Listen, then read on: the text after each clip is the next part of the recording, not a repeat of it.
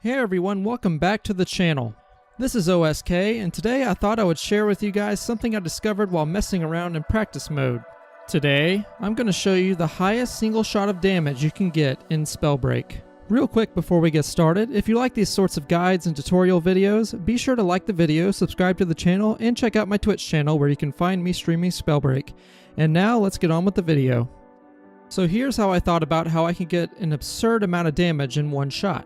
I thought to myself, how can I get the most amount of damage multipliers for my one shot? To start, I already knew that the legendary Frost Gauntlet possesses the single highest amount of damage from one hit in the game at 72 points, even more than all 4 shots from a legendary Toxic Gauntlet.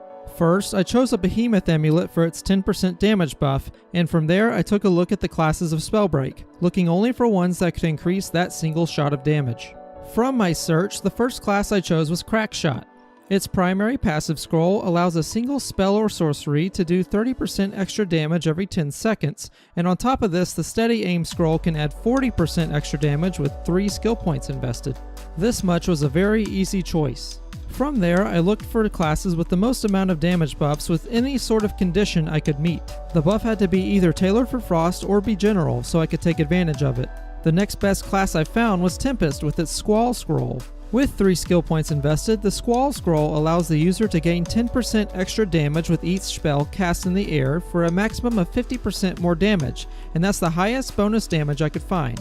From there, I got to testing. From this point on, it's important to note that the damage that I got from using these buffs can be amped even further by a teammate using the Shot Caller scroll from the Scout class in duos or in squads, but we'll just be looking at solo damage for today. It turns out that you need to time your Crackshot passive so you have enough time to charge your Squall scroll without triggering the extra damage too early. In order to do this, you need to hold down your mouse button so your Wind Gauntlet can charge up your Squall buff after you get launched into the air. I have found a good sweet spot between hopping into the air and launching your Frost Gauntlet to be about 4 seconds. This is how much time needs to be remaining on your Crackshot passive so that you do not pass up 30% extra damage. Once you have this mastered, it's smooth sailing. If you start firing your wind spells from the ground, it will take 6 shots to fully charge Squall. However, you can cut down this requirement by 1 spell if you hop just before your first spell is fired. After that, just hold down your Frost Gauntlet spell to let yourself float in the air until your steady aim scroll applies its buff. The steady aim scroll requires you to be still for 4 seconds before it applies extra damage.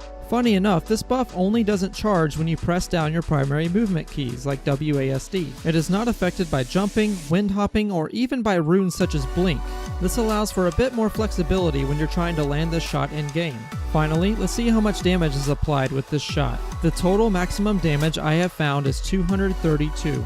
That's enough damage to one-shot anyone without an armored or behemoth belt.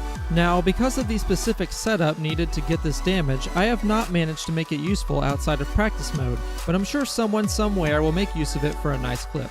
I can't wait to see how players will optimize this build. Anyway, that's going to do it for today's video, and I really hope you enjoyed it. This was a really fun video to make, and if you liked it, be sure to hit that like button, subscribe, and check out my Twitch channel. We have a lot of exciting content coming out in the next few weeks, and I hope you all enjoy watching it as much as I love making it. Anyway, that's going to be it for me. I'll see you all in the HoloLands.